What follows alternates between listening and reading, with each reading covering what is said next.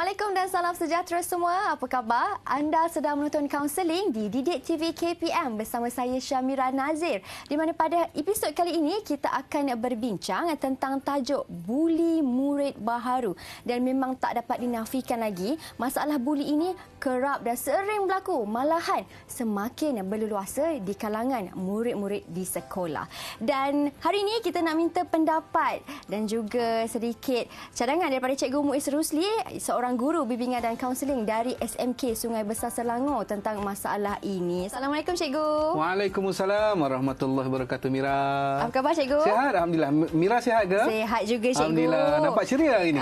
Cikgu, petang sama juga. Segak berbaju batik. Hari ini. Baik Cikgu, hari ini tajuk kita ialah buli murid baharu. Tetapi sebelum kita kupas dengan lebih mendalam lagi tentang tajuk ini, kita ada terima satu panggilan telefon dari seorang murid yang ingin berkongsikan tentang masalah ini.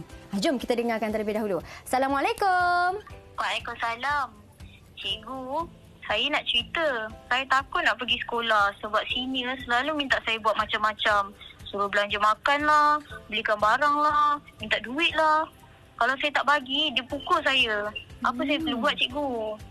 Okey, terima kasih kepada adik tersebut. Wah, kesian tu cikgu. Betul Mira, betul. Nak pergi sekolah rasa takut, rasa dalam trauma. Betul. Sebab sini selalu nak minta makanan lah, selalu pukul lah. Ada ke solusi kepada masalah macam tu cikgu? Baik, terima kasih kepada adik yang menghubungi kami tadi kan.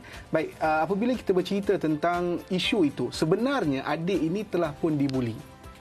Jadi apabila disebut tentang buli, insya-Allah kita ada solusi. Baik, apa yang adik boleh buat ialah yang pertama sekali, tolong laporkan kepada guru, sama ada guru kelas ataupun guru disiplin.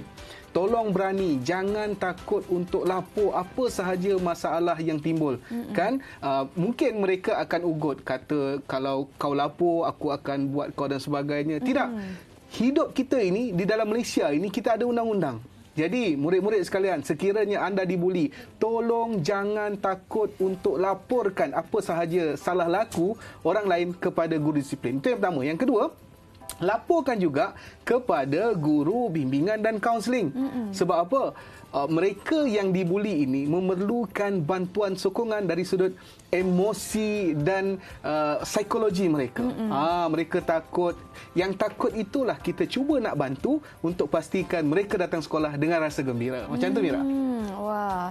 Tapi kan cikgu, apa yang dimaksudkan dengan buli itu sebenarnya? Mungkin ada yang beranggapan, ini bukan buli. Ini saya sebagai senior dan awak sebagai junior. Tanda hormat kepada saya, bukan buli.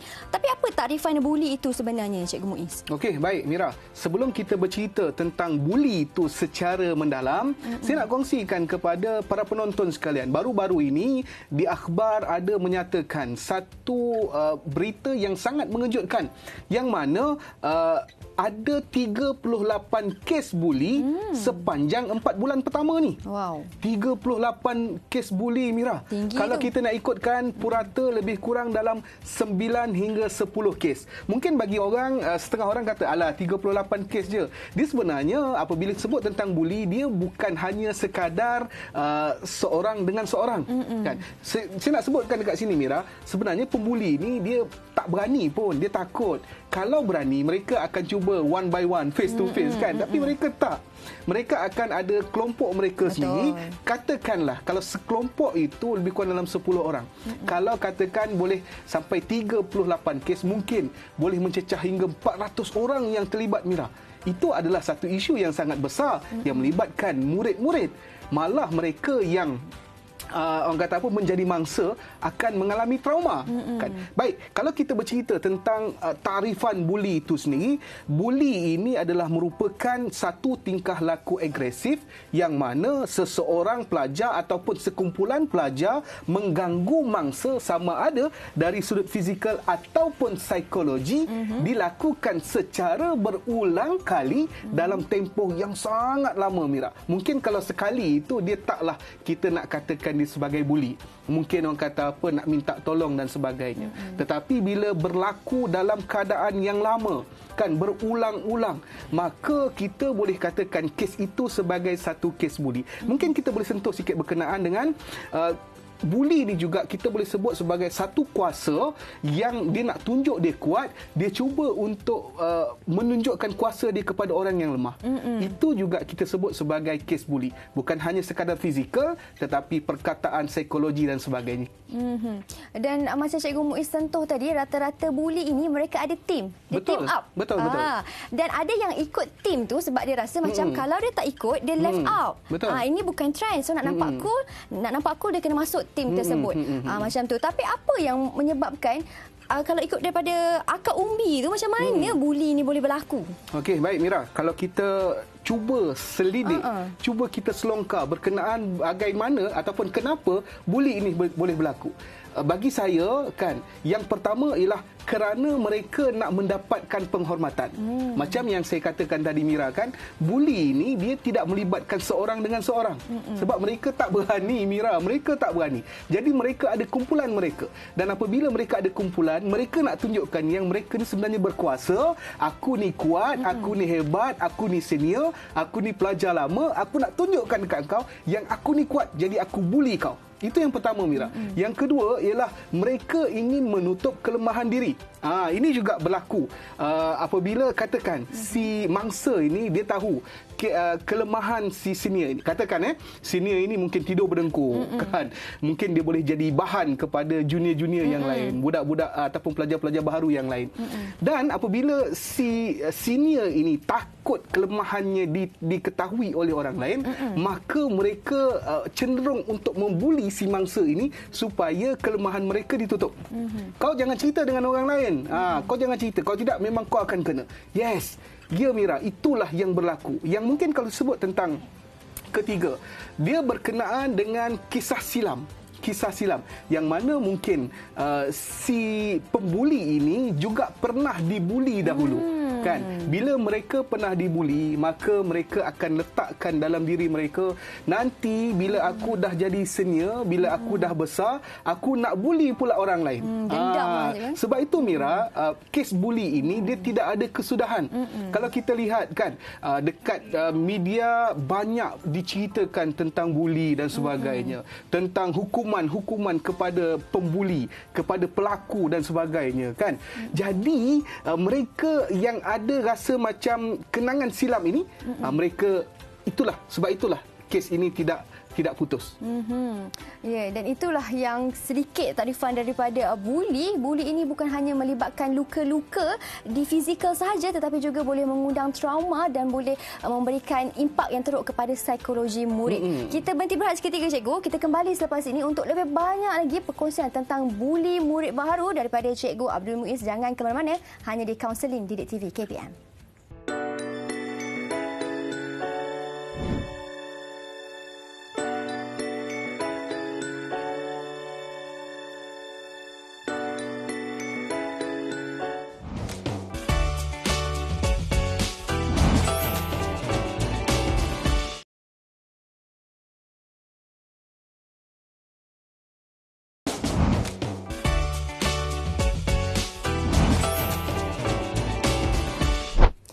Baik, kembali kita dalam kaunseling di Didik TV KPM. Masih lagi bersama dengan Mira, seorang guru kaunseling yang sangat hebat pengalamannya, Cikgu Muiz, dengan tagline yang cukup terkenal, Padu.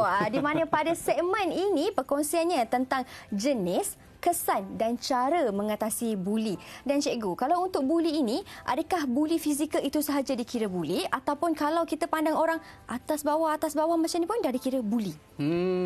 Baik Mira, sebelum saya menyentuh tentang apa yang Mira sebut tu, saya nak bagi tahu dia ada dua jenis kelompok pembuli. Yang pertama ialah pembuli yang datang akibat daripada masalah keluarga. Mak ayah bergaduh di rumah dan sebagainya, kemudian dia rasa stres bila dia keluar ke lapangan, dia nak tunjukkan yang dia kuasa, kemudian dia nak bagi tahu, dia nak riliskan dia punya stres itu dengan cara dia membuli. Itu yang pertama.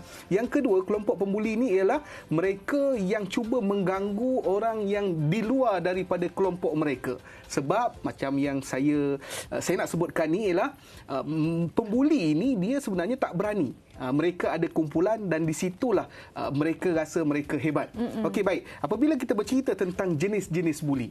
Baik, Mira tadi sebut tentang fizikal kan, tentang psikologi dan sebagainya. Saya nak kongsikan kepada para penonton sekalian 5 jenis buli. Yang pertama, buli fizikal. Yang kedua, buli bahasa. Yang ketiga, buli isyarat. Yang ketiga, peras ugut. Dan yang kelima, buli perhubungan. Okey, buli fizikal ni macam mana? Buli fizikal ialah sebagai contoh macam dia pukul, kan, dia tendang, lempang dan sebagainya.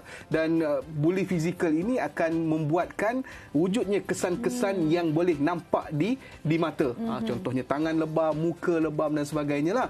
Kemudian dari sudut buli bahasa pula, dia menggelar, kan, seseorang itu dengan nama yang dia tak suka, kan, ataupun dia ketawa akibat daripada mungkin sedikit salah, dia ketawa dan jadi bahan pula kepada kawan-kawan yang lain, dan juga mungkin dia menjadi bercerita tentang resis dan sebagainya. Itu juga boleh kita katakan sebagai buli. Selagi mana si mangsa itu dia terasa hati dan dia mengganggu perasaan si mangsa, maka kita boleh katakan dia sebagai satu kes buli. Yang ketiga, buli isyarat.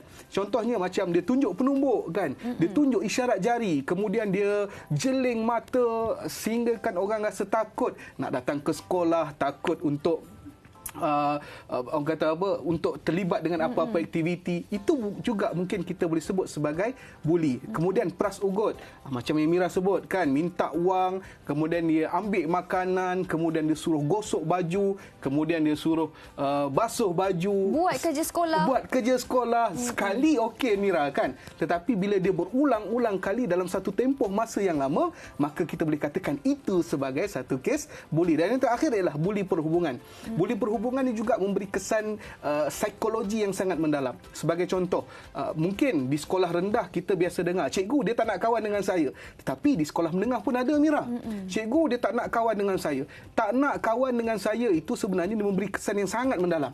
Sebagai contoh, apabila dia dipulaukan oleh kawan-kawan dia, diletakkan di satu sudut hujung kelas, kan, kemudian bagnya diambil, kemudian disorokkan, kasutnya disorokkan dan sebagainya. Itu memberi kesan yang sangat mendalam dari sudut psikologi mangsa yang dibuli. Itulah dia antara jenis-jenis buli yang mungkin boleh saya kongsikan kepada Mira. Dan mungkin mangsa boleh menjadi trauma dan mangsa boleh rasa macam adakah dia tak cukup bagus untuk berkawan, dia rasa kecil, keyakinan dirinya semakin berkurang dan banyak lagi impak-impak dan kesan negatif yang mangsa boleh dapati daripada buli ini. Itu kesan secara orang kata dalaman. Bagaimana pula kesan lain bagi mangsa buli ini, cikgu? Okey, baik. Mira, bila sebut tentang kesan buli, kita boleh sebut berkenaan dengan kesan jangka pendek dan mungkin juga kesan jangka panjang.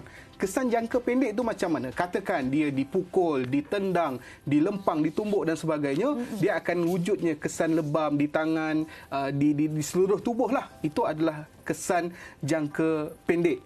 Dan juga mungkin si mangsa ini akan rasa macam dia tidak lagi berguna. Orang tak nak kawan dengan dia dan macam-macam lagi. Itu adalah kesan jangka pendek. Tetapi kalau kita nak lihat pula dari sudut kesan jangka panjang, apa perkara yang mungkin boleh berlaku ialah penurunan akademik mereka, kan, mungkin dia dipulau oleh kawan-kawan, jadi dia akan terasa hati, jadi akademik mereka akan jatuh secara mendadak. Kemudian wujud juga pemberontakan antara si mangsa ini, kan. Mangsa ni rasa macam dia konsep buli ni dia macam MLM. Dari atas buli yang bawah buli. Contohnya macam kalau saya kena buli, saya balik rumah saya akan buli pula adik-adik saya. Konsepnya macam tu. Jadi dia akan wujudnya pemberontakan, kan, ketidakselesaan dalam diri dia. Ibarat menjadi satu budaya, cikgu, betul, buli Mira, sekolah. betul. Dan itu yang kita nak cuba elakkan. Ya, betul. Dan kalau kita dapat lihat pula, kan, mereka akan cuba menyisih diri mereka daripada kawan-kawan yang lain. Yalah, siapa nak kawan dengan aku? Kan aku ni orang yang tak berguna. Dia dah label diri dia dengan perkara-perkara yang tak baik, perkara yang tak elok. Kemudian dia tak nak pergi ke sekolah, kan, dia ada mimpi ngeri, dia takut mimpi-mimpi itu mengganggu diri dia. Dan silap-silap, Mira, kita minta dijauhkan. Kalau berlarutan, dia boleh memberi, orang kata apa, sampai ke tahap tekanan, depression, dan mungkin juga boleh sampai ke bunuh diri. Dan mungkin saya boleh sentuh sikit mengenai keganasan mulut. Kalau kita nak bercerita tentang antara keganasan mulut, kan, dengan keganasan fizikal, sebenarnya keganasan mulut itu jauh memberi kesan yang sangat mendalam berbanding dengan kesan fizikal. Kalau dipukul mungkin sakitnya sekejap sahaja, lebamnya 2-3 hari akan hilang.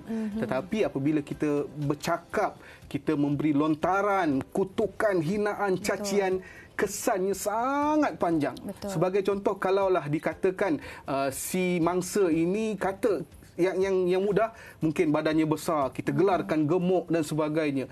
Walaupun hanya sekadar kita hembuskan senafas, kau gemuk, kau gemuk, kau gemuk. Tetapi kesannya ialah aku gemuk, aku tak cantik, aku kulit gelap dan sebagainya. Kesannya itu, Mira, sangat mendalam. Nak membina ataupun menaikkan semula semangat dia, jati diri dia untuk supaya dia tidak menyalahkan diri dia, sebenarnya sangat susah, Mira. Sebab itu kesan psikologi, kesan buli dari sudut psikologi itu jauh lebih parah daripada kesan buli fizikal. Jadi murid-murid sekalian, tolong, tak kiralah dari sudut perkataan, dari sudut keganasan, tolong jangan jadi pembuli. Tolong jangan jadi pembuli. Dan saya tertarik dengan kata cikgu tadi bahawa lidah ni sebenarnya kalau pepatah Arab ada mengatakan walaupun lidah itu kecil tidak bertulang, tetapi kalau tersalah cakap, pedihnya ibarat pedang yang boleh menghiris. Jadi kita berhenti berehat seketika, cikgu. Kita kembali selepas ini untuk kita bincangkan dengan lebih jelas lagi tentang buli murid baharu. Jangan ke mana-mana, hanya di Kaunseling Didik TV KPM.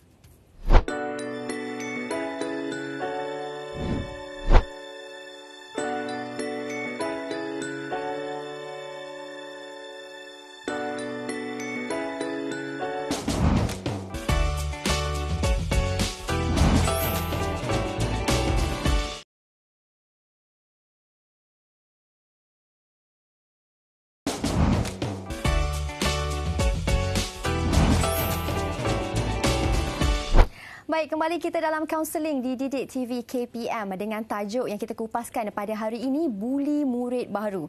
Cikgu, kalau dah ada masalah berlaku buli ini, bagaimanakah cara yang terbaik untuk menangani masalah ini agar tidak berleluasa lagi dalam kalangan murid di sekolah? Baik, terima kasih, Mira. Baik, kepada murid-murid yang menjadi mangsa buli, yang pertama sekali, tolong jadi seorang pemberani. Tolong jadi berani. Jangan kita sorokkan isu-isu buli ini kepada orang lain. Kan? Kalau tidak ditangani segera, maka masalah buli ini akan terus berlarutan. Si pembuli ini akan bermaharaja lela. Kerana apa? Kerana mereka tahu yang si mangsa ini akan tak berani nak buat laporan. Jadi, tolong laporkan kepada guru disiplin. Kalau takut nak berjumpa dengan guru disiplin, boleh berjumpa dengan guru kelas masing-masing. Itu yang pertama. Yang kedua, tolong berjumpa dengan guru bimbingan dan kaunseling. Kerana apa? Kerana mereka yang dibuli ini akan mengalami gangguan dari sudut psikologi. Betul. Jadi, murid-murid sekalian, apabila anda mengalami gangguan dari sudut psikologi, anda perlu bantuan daripada guru bimbingan dan kaunseling untuk mengatasi masalah tersebut. Seterusnya, jika isu ini masih lagi berlarutan, tolong bagi tahu dengan mak ayah supaya mak ayah boleh uruskan dekat sekolah. Baik, kepada pembuli-pembuli yang berada di luar sana, tolonglah hentikan perbuatan buli ini. Kerana apa? Kerana kita risau. Mungkin niat kita pada awalnya hanya untuk bergurau. Betul. Kita takut nanti dia akan menjadi isu yang lebih besar. Kan, sebagai contoh, kalau boleh kita recap balik, kan, apa yang telah berlaku kepada arwah Zulfarhan di UPNM, kemudian arwah Farid di SMA Datuk Kelana Petra Makmur. Akhirnya mereka mati akibat dari dibuli. Dan yang paling sedih ialah mereka pembuli ini mungkin orang yang hebat, orang yang pandai, akhirnya terpaksa merengkuk dalam penjara. Gelap masa depan. Betul, cikgu, Mira, betul. Daripada awalnya suka-suka sahaja, akhirnya mengundang binasa. Dan cikgu, tanggungjawab ibu bapa dan juga guru, bahkan masyarakat sendiri dalam menangani masalah buli ini. Baik, saya nak sentuh berkenaan dengan tanggungjawab ibu bapa dulu, kan. Ibu bapa, tolong, saya nak kongsikan akronim TRUST, TRUST. Trust, pertama sekali, time. Tolong bagi masa kepada anak-anak. Tolong bagi masa kepada anak-anak. Kadang-kadang kita ni tak ada masa pun untuk anak-anak, kan. Bila anak-anak datang jumpa kita, tunjukkan sesuatu, kita kata, oh ya, baik, okey, kejap lagi mama tengok dan sebagainya.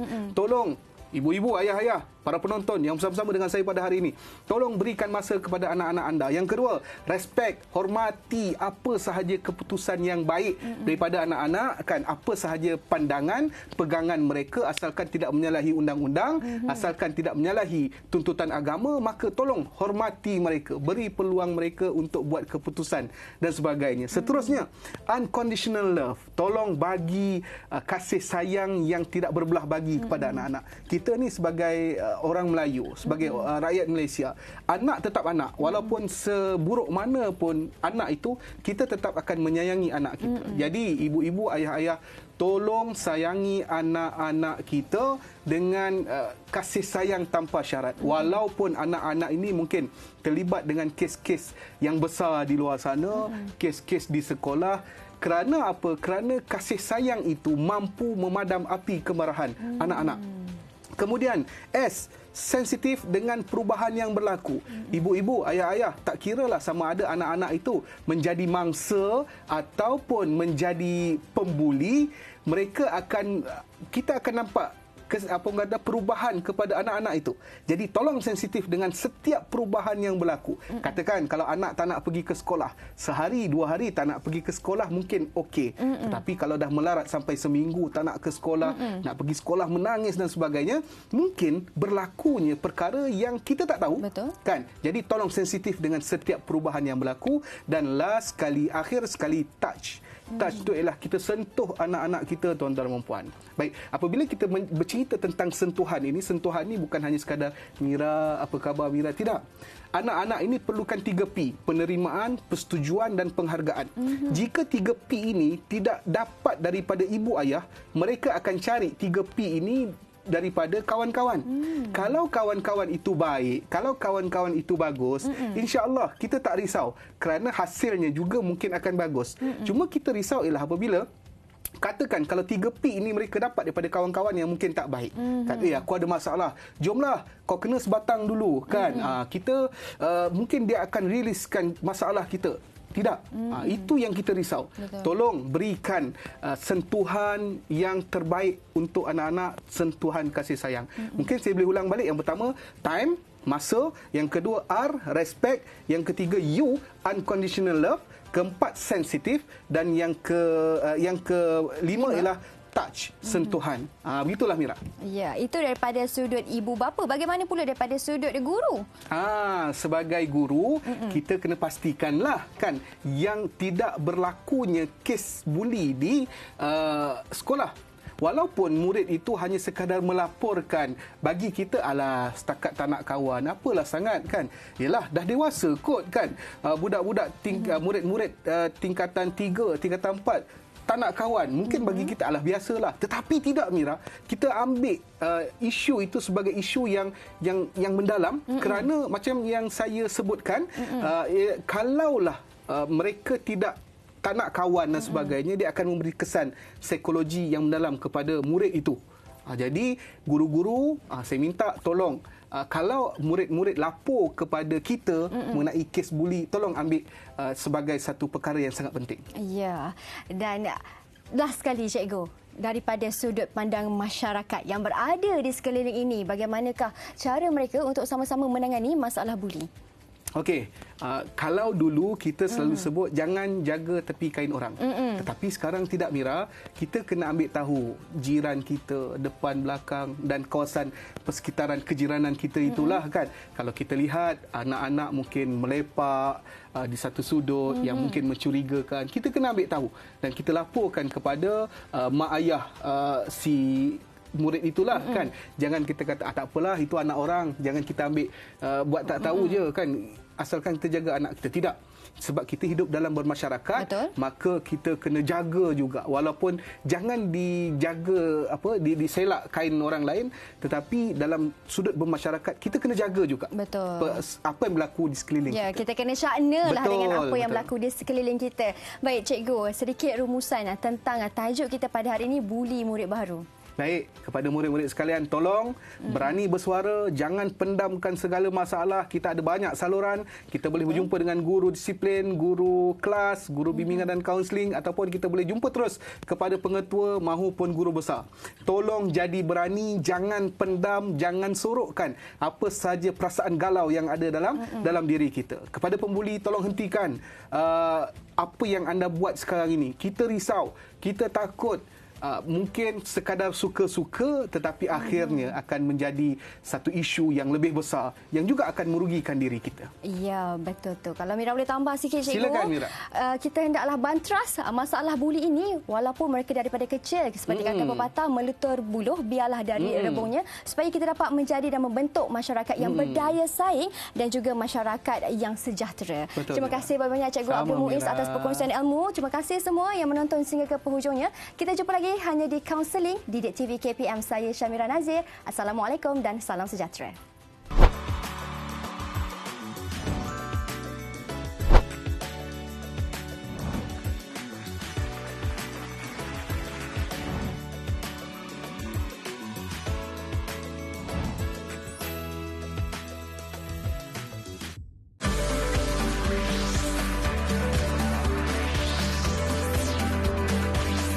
Didik TV KPM